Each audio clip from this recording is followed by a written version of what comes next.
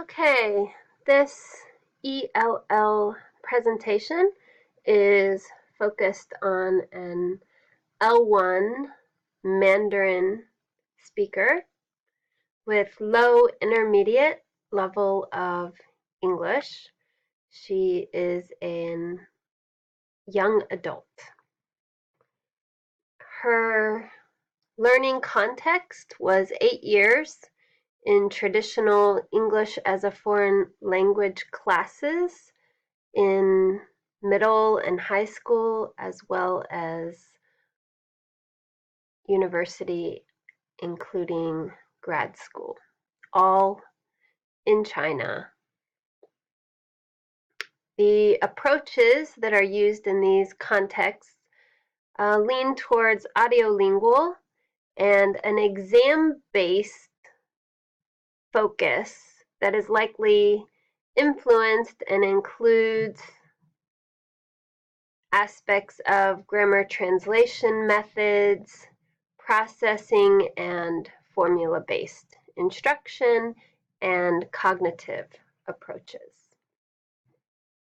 And we will be linked back to that later. Next, looking at motivation. First, her attitude towards her learning environment was relatively low, feeling that instructors didn't have clear English pronunciation, and therefore there was not a real positive attitude towards the learning environment. Then looking at her orientation, she had mostly instrumental orientation with this perspective that better scores and skills provide better opportunities. And this is connected and links to her sociocultural identity or a sociocultural factor, where in her family, traditional views value boys more than girls. So she has sort of this drive to prove herself and to be able to depend on herself. So you can see how these two are related. Then also her attitude towards the English-speaking community. I would say she has a middle level attitude, though it's limited. And her English-speaking community is related to her sociocultural identity as a Christian minority in an atheist majority setting. So this English-speaking community that she's involved with is limited because some of the activities were closed down, and then though there's an opportunity with roommates, some of the pressures more related to instrumental orientation of other skills other than English, like getting her CPA license, became more of a priority of her time. And so she was not often engaged in either speaking English with her roommates or in additional language learning activities. Looking at her interlanguage. First, let's look at errors. They perhaps pop out at you the most as a native English speaker looking at these productions. And the common type of error was related to simplification. And in one situation, it's not clear whether the simplification is the subject-verb agreement omitting of the S in the third person, or whether it's an omitting of tense. Because when you look at several of the examples listed here, it's not clear whether she was intending to say the tiger comes or the tiger came. In the same way with this, was she intending to say when he goes or when he went? And looking then at simplification of preposition, wherein she was omitting what seemed to be unnecessary to meaning, a preposition that was unnecessary to meaning.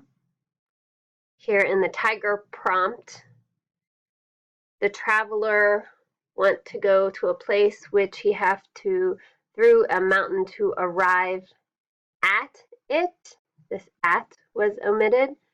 He is afraid of it. The of was omitted. And in both of these cases, if you want to express the same information in Mandarin, these verbs do not require a preposition in this position. They don't require a preposition at all in any position.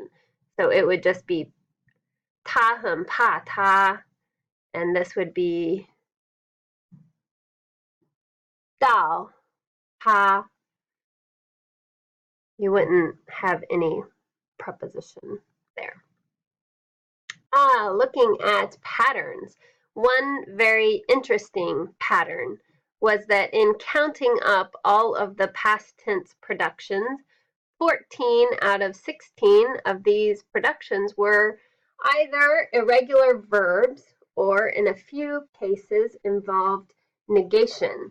So when she decided to go with past tense, which she occasionally did, she produced language like these examples with irregular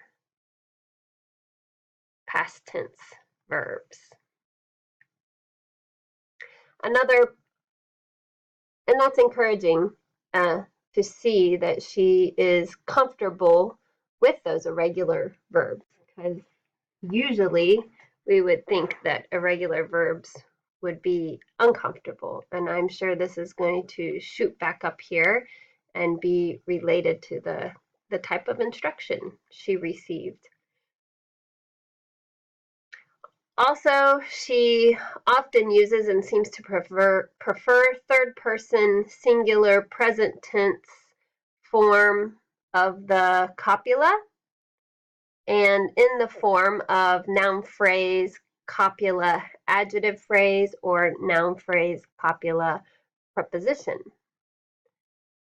as you can see in these three examples. And you can pause if you want to take more of a look at some of these. Okay, now moving on to what does my English language learner know?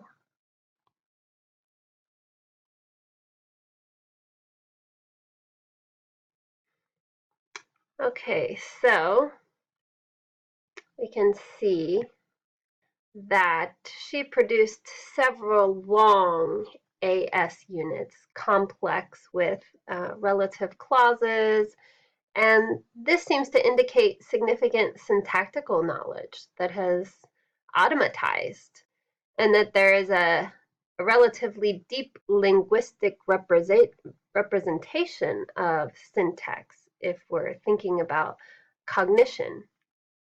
So you can see and have a look at these three longer AS units that she's able to produce. And the reason that I say that it's linguistic representation and automatized is because, as I mentioned before, she is not currently engaged in English language learning or production for the most part, other than occasionally solving a small problem at home.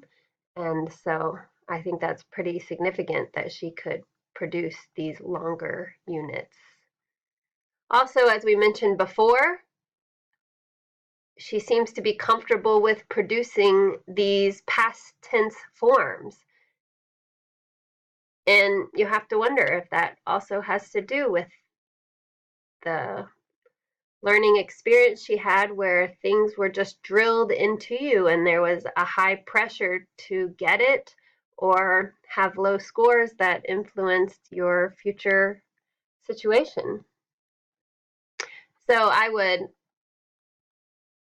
then sort of conclude that her syntax representation is deeper than her lexical and morphological representation, as much of her pausing and hesitating and restarting or abandoning was related to her not being able to come up with the word that she wanted in the moment.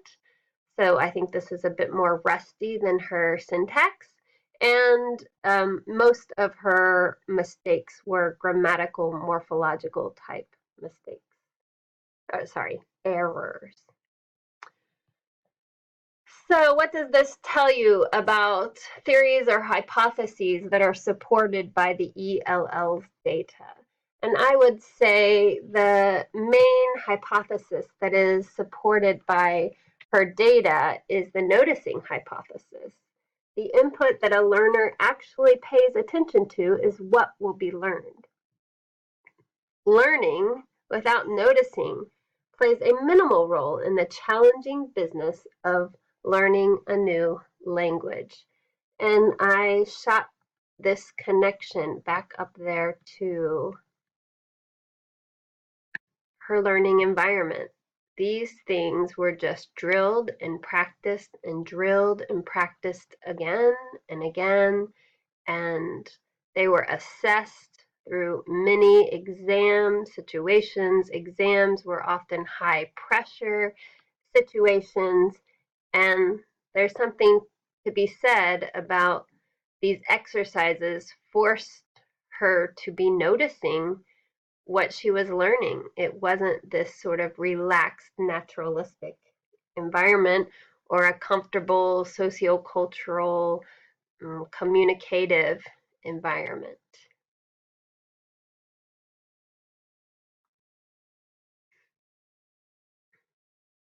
And then comparing and contrasting the productions from the different prompts. When looking at the written versus spoken, actually it's difficult to compare the data because she went a totally different direction when she decided to speak. Likely she felt this direction for speaking was a direction she was more comfortable elaborating on, and so she made a change there. But there is, in the beginning, one interesting morphological difference. In her written prompt, she correctly produced "My hometown is called Shuchang," whereas in the spoken prompt, she had an error there saying "My hometown calls Shuchang."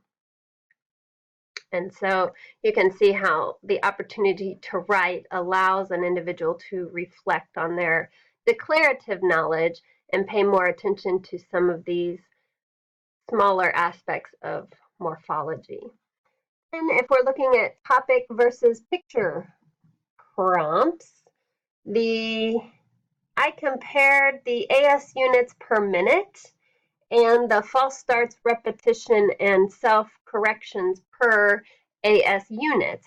And I think if you look here, you can see an interesting correlation that is similar. Now, of course, you would need more data to really prove something, but I still think there's something interesting happening there. And it seems that time given to prepare and warm up to language processing through the pre-writing, which was happening with the hometown topic, or engaging in two activities back to back, seems to increase the influence of affective factors like being nervous, building your confidence, sort of oiling the cognitive abilities, so to speak, and increases fluency over the course of the exercise.